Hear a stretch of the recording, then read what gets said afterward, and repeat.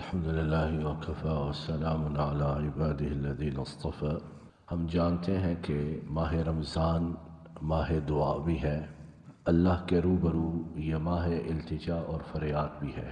افسوس کی بات یہ کہ ہم میں سے بہت سے لوگوں کو دعا کرنے کی توفیق نہیں ہے، اور جو تھوڑے بہت دعا کرنے والے ہیں ان میں سے بھی ایک تعداد ایسی جنہیں دعا کے آداب، اس کی شرائط اور اس کی قبولیت کے بارے میں باتوں کا علم نہیں ہے۔ ایک ادب، ایک سلیقہ قرینہ دعا کرنے کا جس سے بہت سے لوگ غافل ہیں کہ لوگ بڑے ڈھیلے پن سے، بے توجہی سے اور بے نیازی سے دعا کرتے ہیں۔ اے اللہ، آپ چاہیں تو میرا یہ کر دیں، اگر آپ چاہیں تو میرا یہ کام ہو جائے، اگر آپ چاہیں تو یہ نہ ہو۔ یہ جو الفاظ کی کمزوری اور دعا کی قبولیت کے بارے میں لب و لہجے کا شک و شبہ ہے، اس سے ہمیں منع کیا گیا ہے۔ آئیے اس بارے میں حدیث پاک سنتے ہیں۔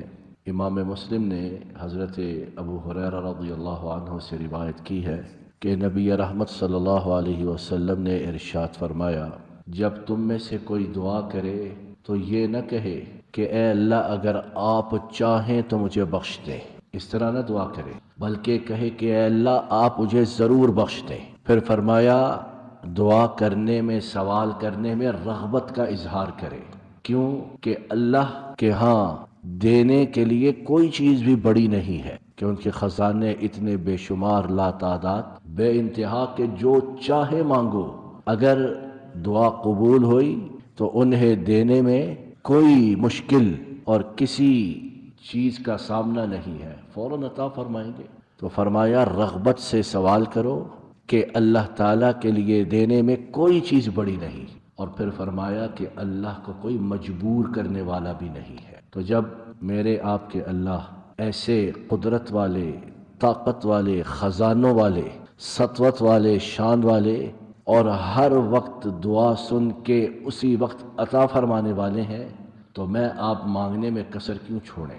میں آپ الفاظ کمزور کیوں رکھیں؟ میں آپ لب و لہجہ شکستہ کیوں بنائیں؟ پورے یقین سے، پورے عزم اور ہمت سے سوال کریں، اور ہمارے دل و دماغ میں یہ پختہ عقیدہ بات موجود ہو کہ میرے رب نے انشاءاللہ میری سننی ہے، اور میرا رب ہی میری پکار کو سننے والا اور اسے پورا کرنے والا ہے۔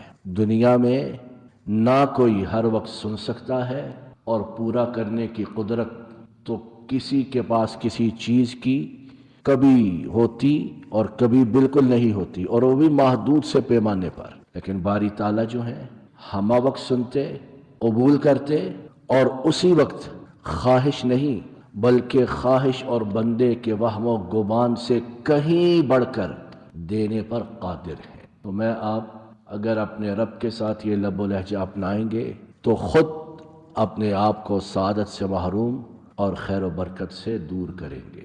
اسی کے ساتھ بطور تنبیہ یہ بات بھی کہ سحری اور افطار کا وقت یہ دعا کی قبولیت کا وقت ہے، اور معدود چند دن ہیں، کتنے گزر گئے، تھوڑے سے باقی ہیں۔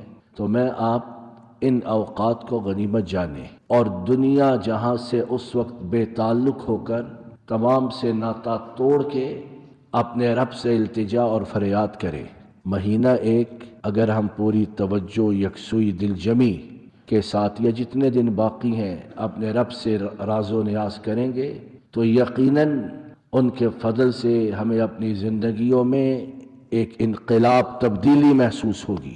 ایک تو دل کا بوجھ ہلکا کہ ہم نے اپنے رب کے ساتھ راز و نیاز کیا ہے، اور دوسرا کہ اگر باری تعالیٰ نے خواہش، آرزو، دعا قبول کر لی تو پھر باری تعالیٰ ہمیں دنیا سے بے نیاز بنائیں گے، اپنے در کا محتاج اور فقیر بنائیں گے، اور ان کے در پر دستک دینے، ان سے مانگنے میں اور دنیا سے بے نیازی میں جو لذت، سرور ہے، وہ دنیا کے کسی کام میں نہیں۔ اور جن لوگوں کو رب سے مانگنے کا لطف و سرور آ گیا ہے وہ دنیا والوں کی طرف رخ کرتے ہی نہیں، کہ ان کا دربار اور ان کی بارگاہ ایسی بڑی، عظیم الشان اور رفیع المنزلت ہے کہ جو اس کا ہو گیا پھر اسے دائیں بائیں دیکھنے کی ضرورت ہی باقی نہیں رہتی۔ باری تعالیٰ مجھے آپ کو اپنے سے بہت زیادہ دعائیں، التجائیں، فریادیں کرنے کی توفیق عطا فرمائے، انہیں قبول و منظور فرمائے